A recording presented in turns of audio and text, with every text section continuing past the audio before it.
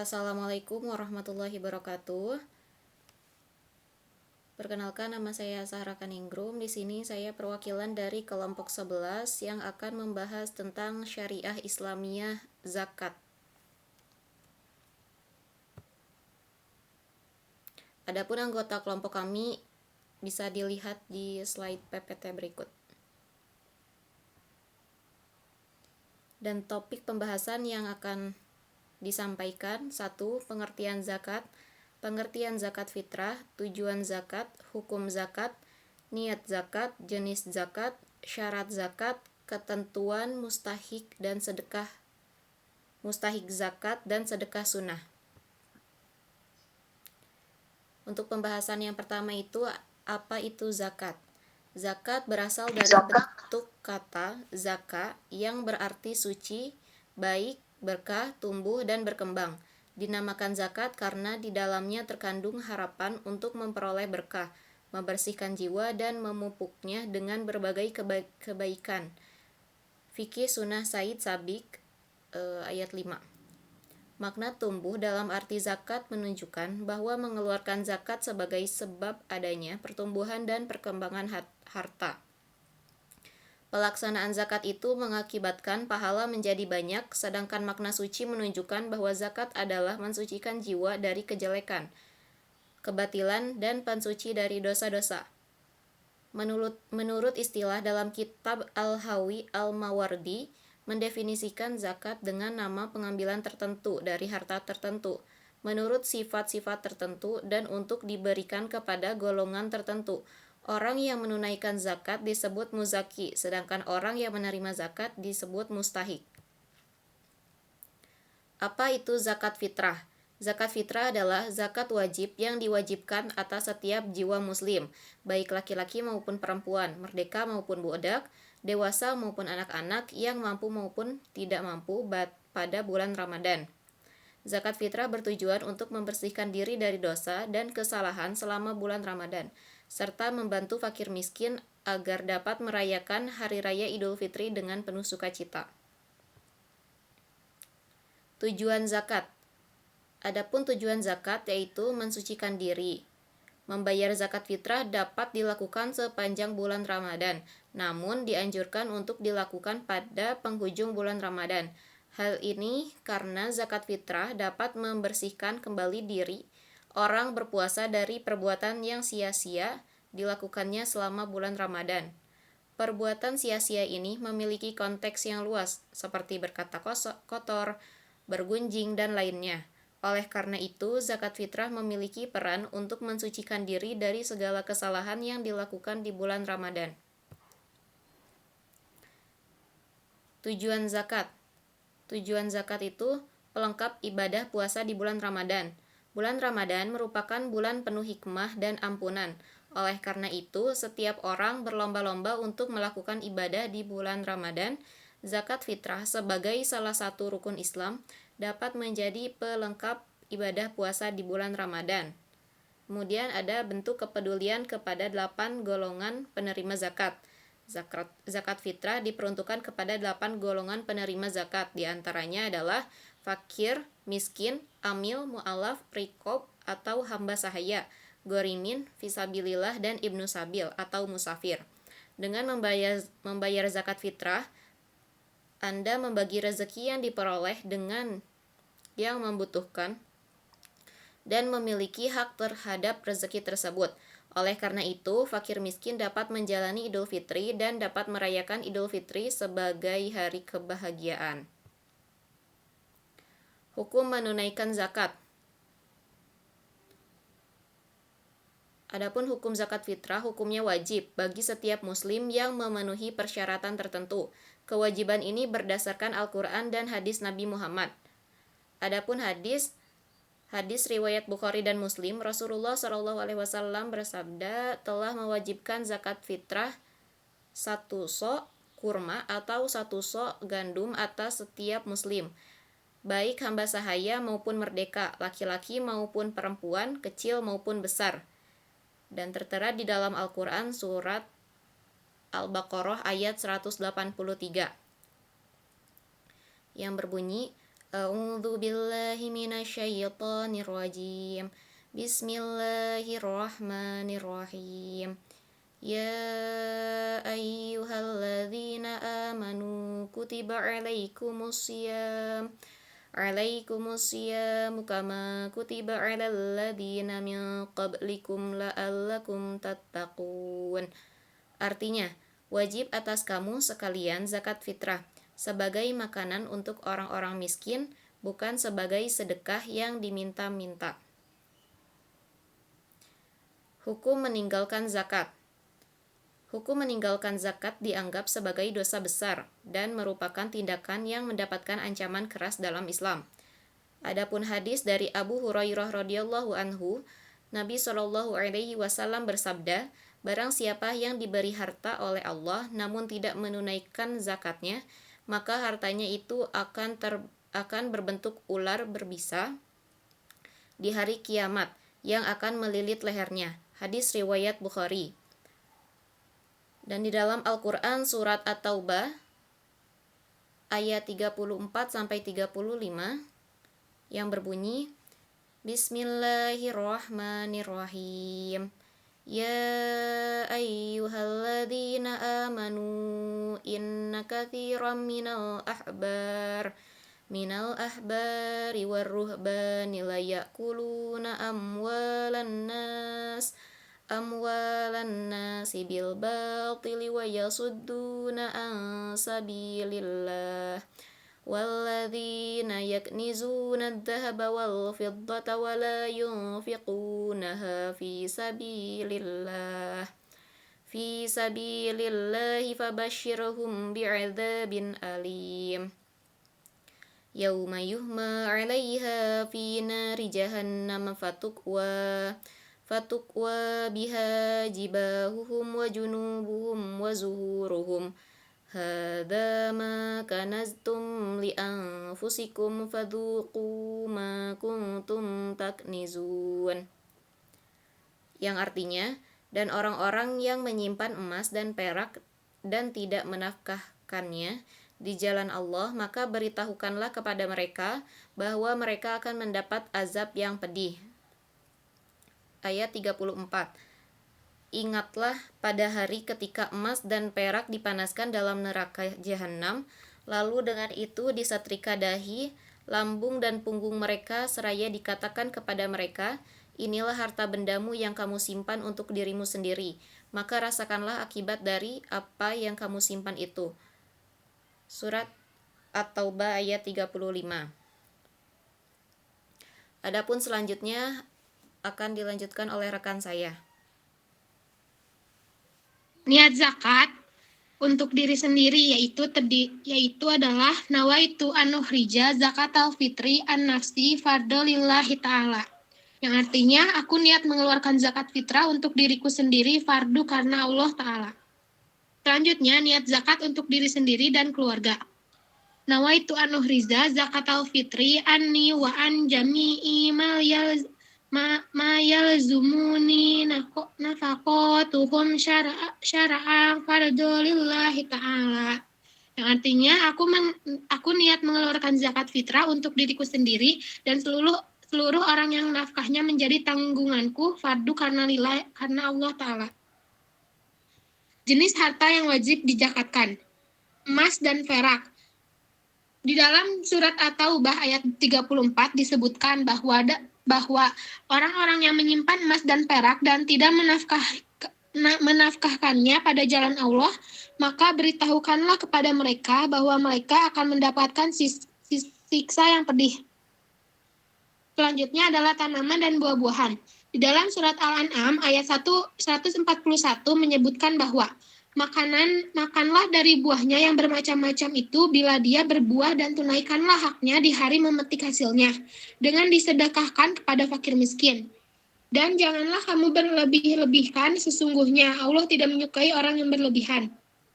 Selain pada surat Al-An'am ayat 141, terdapat juga pada surat Al-Baqarah ayat 267 menyatakan bahwa wahai orang-orang yang beriman, Infakkanlah sebagian dari hasil usahamu yang baik-baik dan sebagian dari apa yang kami keluarkan dari bumi untukmu.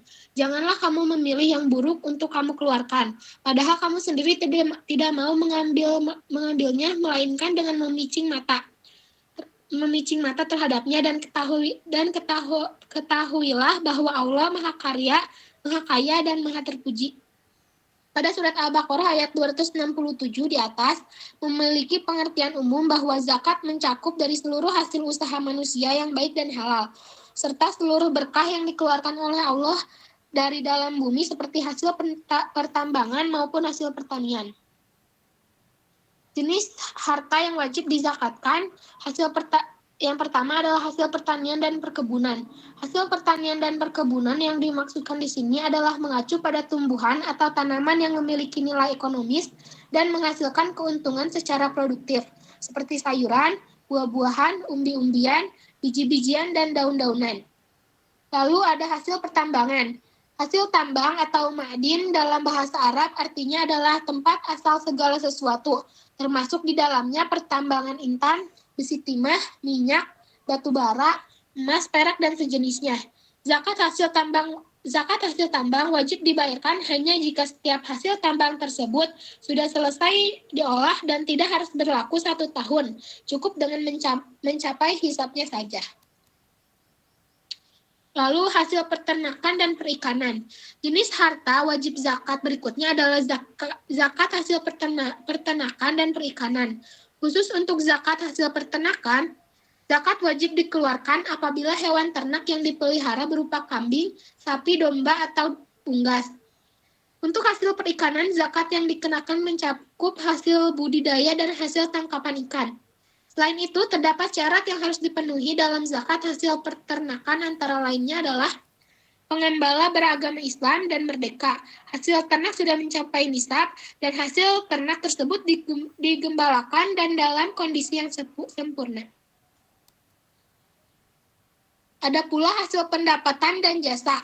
Zakat penghasilan atau bisa disebut dengan sebagai zakat profesi adalah bagian dari zakat mal yang wajib dikeluarkan atas harta yang berasal dari pendapatan rutin dari pekerjaan yang tidak melanggar syariah.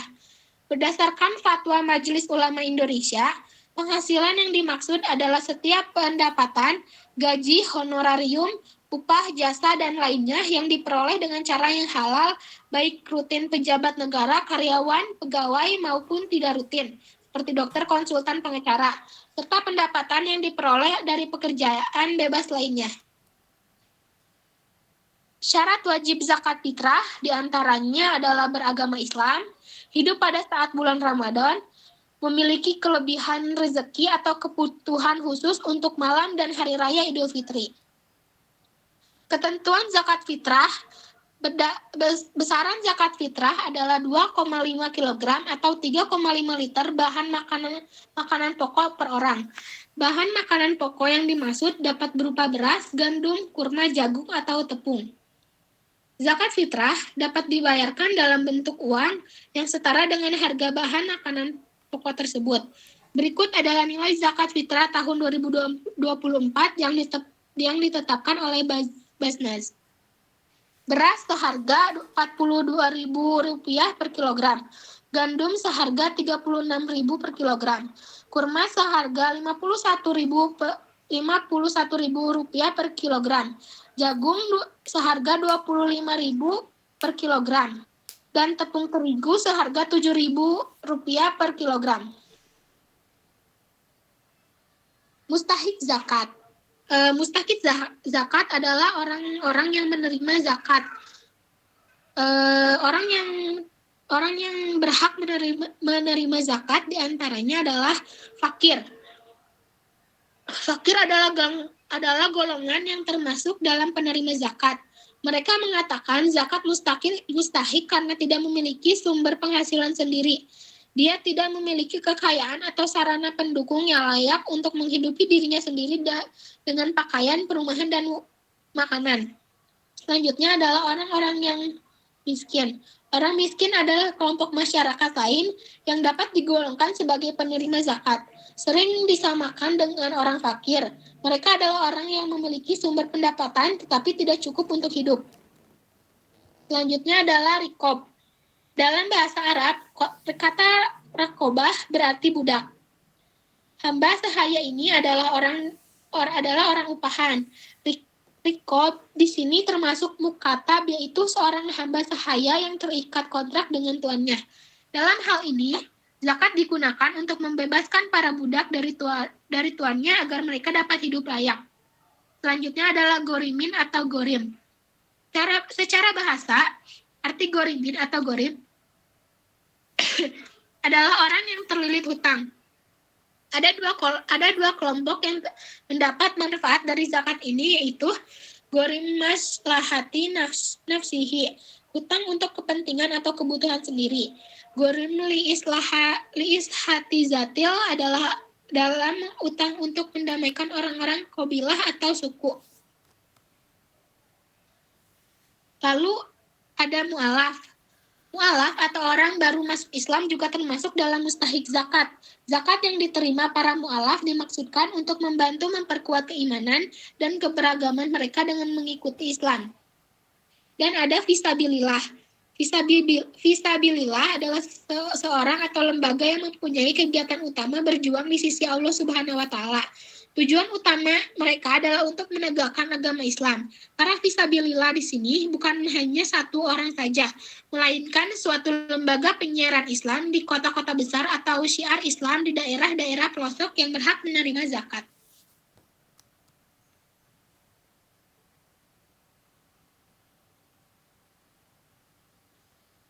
Selanjutnya adalah Ibnu Sabil. Ibnu Sabil adalah orang yang sedang dalam perjalanan dan kehabisan bekal, sehingga tidak dapat melanjutkan perjalanannya. Ibnu Sabil berhak menerima zakat, baik dari orang kaya maupun tidak. Dan ada amil zakat. Amil zakat yakni orang yang bertugas untuk mengumpulkan dana zakat yang sudah diberikan oleh muzaki, orang yang dikenai kewajiban membayar zakat, dan menyalurkan pada para mustahik. Sedekah sunat yang dilakukan secara sunnah dalam agama Islam tidak wajib hukumnya. Sedekah sunat ini berbeda dengan zakat yang merupakan kewajiban bagi umat Islam yang memenuhi syaratnya.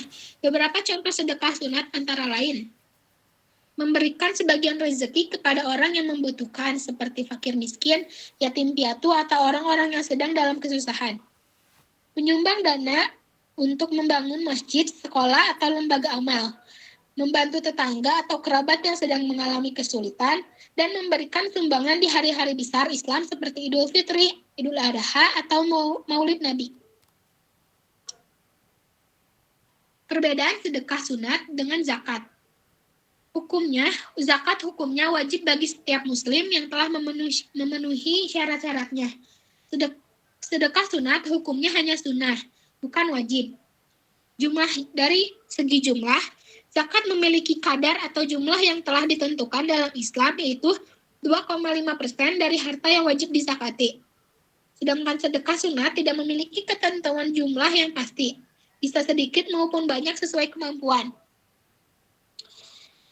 Dari segi mustahik atau penerima, zakat memiliki 8 golongan yang berhak menerimanya, seperti fakir miskin, amil, dan lainnya. Sedangkan sedekah sunat dapat diberikan kepada siapa saja yang membutuhkan, tidak terbatas pada 8 golongan mustahik zakat. Dalam segi waktu pembayaran, zakat wajib dibayarkan pada waktu-waktu tertentu seperti zakat fitrah dan zakat mal. Sedangkan sedekah sunat dapat dilakukan kapan saja tanpa ada ketentuan waktu. Kesimpulan dari materi yang telah kami sampaikan adalah zakat fitrah adalah zakat wajib yang diwajibkan atas setiap jiwa muslim, baik laki-laki maupun perempuan, merdeka maupun budak, dewasa maupun anak-anak, yang mampu maupun tidak mampu pada bulan Ramadan. Zakat fitrah bertujuan untuk membersihkan diri dari dosa dan kesalahan selama bulan Ramadan, serta membantu fakir miskin agar dapat merayakan Hari Raya Idul Fitri dengan penuh sukacita. Zakat fitrah hukumnya wajib bagi muslim yang memenuhi persyaratan tertentu.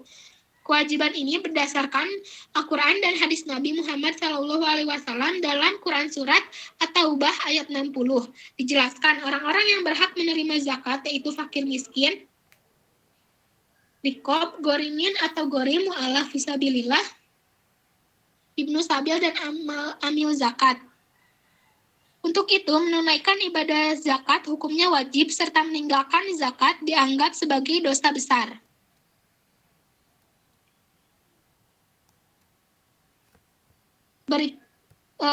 Berikut adalah itu semua adalah materi yang telah kami sampaikan.